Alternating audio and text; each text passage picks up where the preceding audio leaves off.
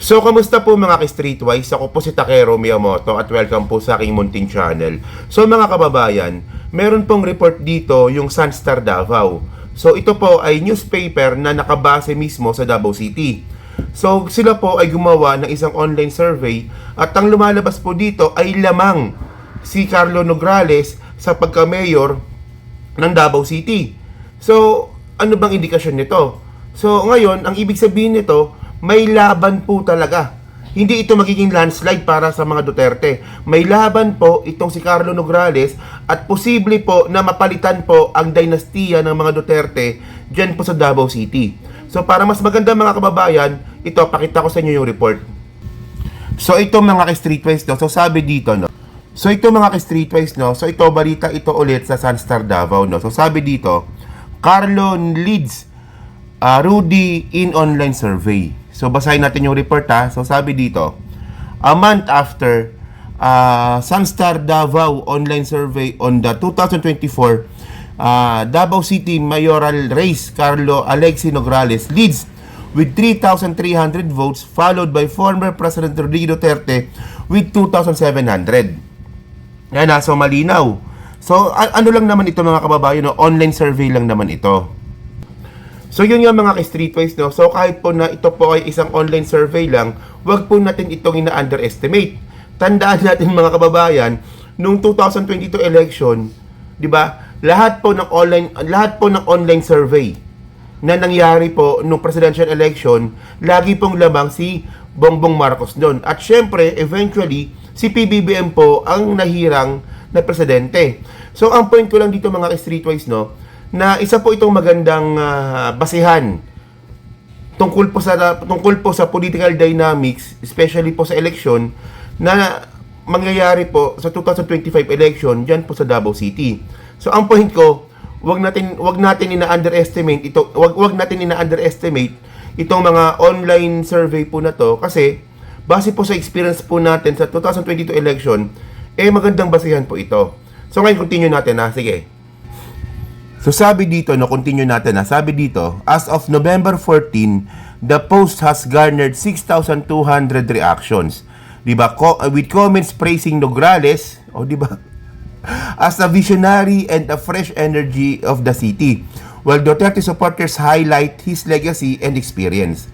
So ngayon, ang labanan pala at ang naratibo po ng debate po sa Davao City tungkol nga po dito sa labanan po ng Carlo Nograles at Digong Duterte ay kung si Duterte po ay ina-highlight po nila yung legasiya at saka experience.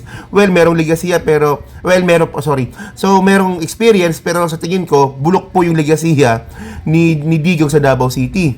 Tapos si Nograles naman po ay sa mga supporter po ni Nograles, ang kanilang hinahangaan dito ay yung kanilang bago. Kumbaga bago kasi fresh energy for the city at saka pagiging visionary. 'Di ba? So continue natin. Sabi pa dito, the survey launched on October 10 also reflects the divided views of the Baweños, 'di ba?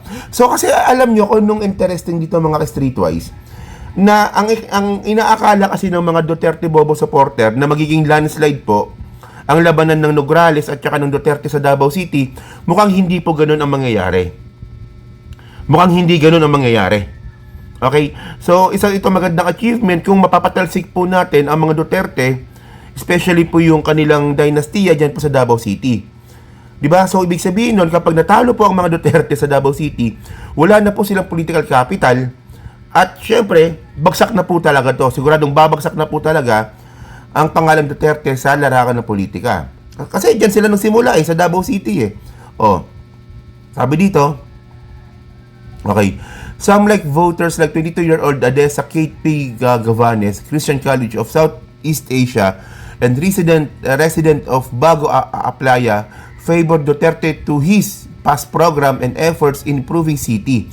She highlighted that during Duterte's tenure, there were fewer incidents of missing persons, kidnappings, and drug-related issues, di ba? So ngayon, Duterte supporter po ito, no, itong sinulat ng Sunstar Davao.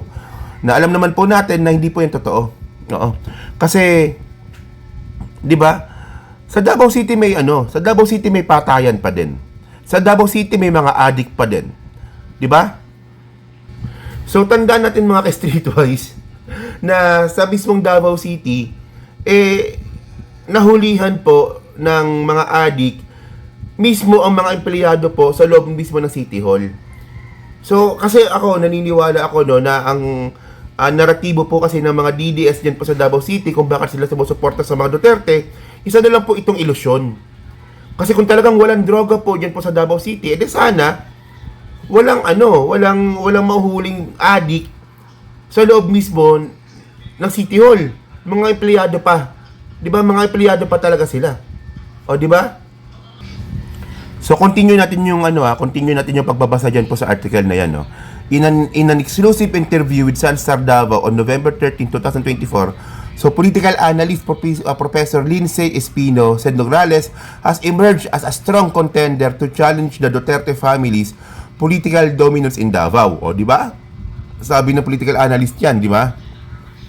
Espino noted that while the Duterte family has long controlled the city's politics, new political divisions, including the challenges from former Duterte's allies, have opened up opportunities for Nograles. Okay.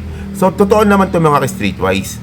So, tayo po, naniniwala po tayo mga kababayan na ito po ang magiging pinakamalaking laban ng politika ng pamilya Duterte sa Davao City. Malupit po ito, especially mga kababayan, na itong si Carlo Nograles, ako naniniwala ako na siya po ang pinaka pambato po ng administrasyon. So matinding laban po ito. At besides mga kababayan, meron ditong update regarding po diyan sa diyan po sa survey po na yan. So pakita ko sa inyo, no. So ito mga ka-streetwise, ito yung post mismo ng Sunstar Davao. Actually, maganda kasi ito. Tandaan natin na itong Sunstar Davao po ay Davao based. 'Di ba Davao based po ito na media company sa Davao City. So ito yung post nila nung October 10. So dito kapag heart, teka lang, baba natin. Pag heart, okay, kay Digong, tapos kapag yung wow na emoji kay Nograles. So makikita ngayon natin dito yung na lamang po talaga, no. So sa botohan, Nograles 5,700 votes. Tapos po itong si Digong 3,600. So ibig sabihin nito, lamang siya ng 2,000.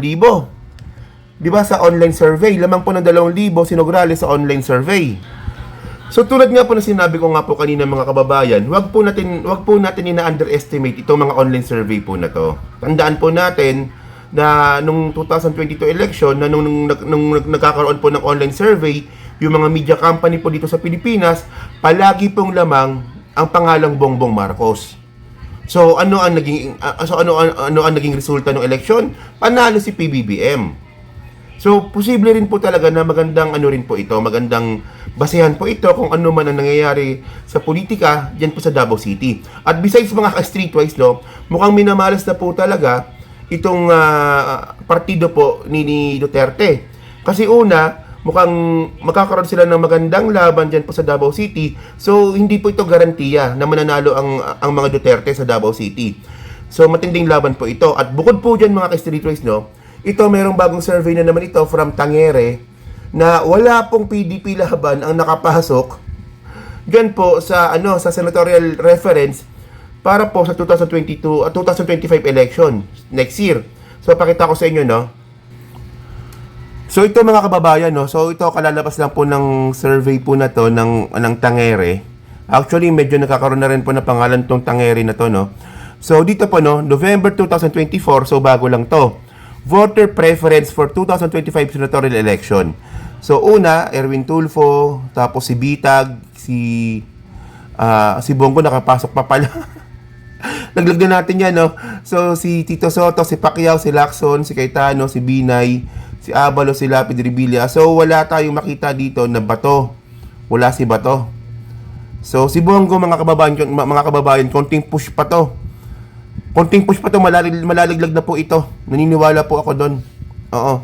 So ayun mga ka-streetwise, So kung pagbabasihan po natin itong mga lumalabas po ng mga survey mga kababayan, na ito nga, don't get me wrong, ako hindi naman ako naniniwala na 100% na nangyayari po yung survey. Pero ang sinasabi lang po natin dito, magandang basihan po ito sa political dynamics po ng Pilipinas, especially na mag-eleksyon. So ngayon, ang gusto ko lang sabihin dito na mukhang naganganib na po talaga ang political career po ng mga Duterte. Mas lalong-lalo na po kung matutuloy pa po ang impeachment trial ni Sara bago mag 2025 election. Di ba? So kayo mga kababayan, kayo ba naniniwala ba kayo dito po sa binalita po ng Sunstar Davao? Na tandaan nyo Sunstar Davao ito hindi to gawa-gawang media company, no? So kayo ba naniniwala ba kayo dito sa report ng Sunstar Davao na lamang po si Carlo Nograles po bilang mayor ng Davao City, at sa tingin nyo ba magandang laban ba ito or mananalo si Carlo Nograles po dito? So dyan po sa Team Replay, syempre pa-like, pa-subscribe, at kung di naman kalabisan, pa-share na rin po ng video po na to. So hanggang sa muli po, kita na lang ulit tayo sa susunod na video.